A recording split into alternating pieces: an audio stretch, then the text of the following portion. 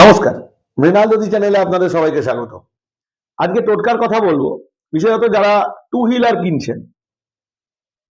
অনেকে two wheeler four wheeler কেনেন, হয়তো দেখা যাচ্ছে যে কুষ্টিতে তার ফোর্থ হাউস খুবই ভালো,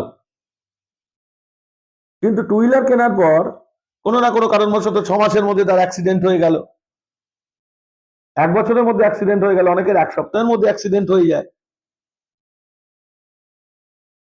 এই বিষয়বস্তুগুলো কেন হয়? কেননা মুহূর্ত।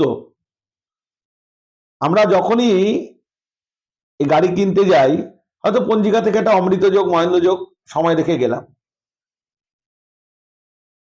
ভালো সময় দেখতে গেলে কোনো জায়গায় যাত্রার ক্ষেত্রে আমরা অমৃত যোগ দেখছি, আমরা এই ক্ষেত্রেও অমৃত যোগ দেখছি, সেটা সঠিক নয়।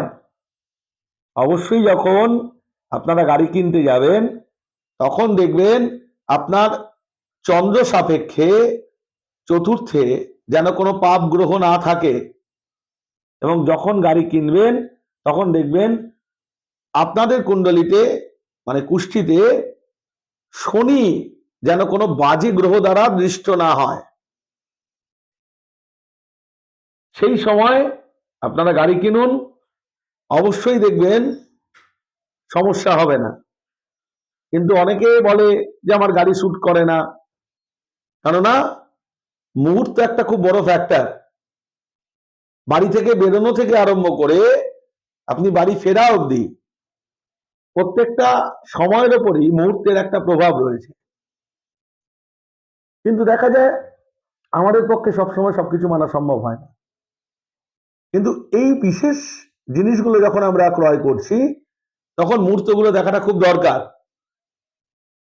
তাই কি দেখবেন, চতুর্থ স্থানে যেন কোনো পাপ গ্রহ না থাকে এবং শনি যেন পাপ গ্রহ দ্বারা পীড়িত না হয়।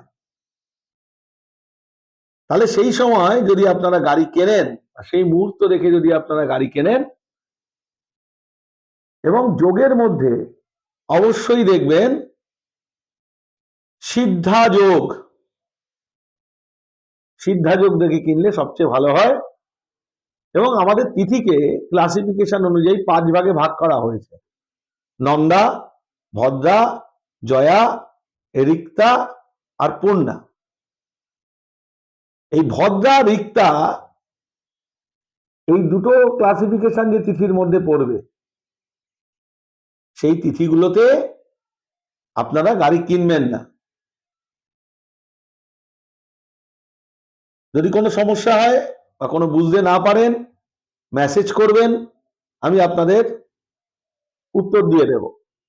কিন্তু গাড়ি কেনার আগে অবশ্যই কিন্তু বিচার করবেন।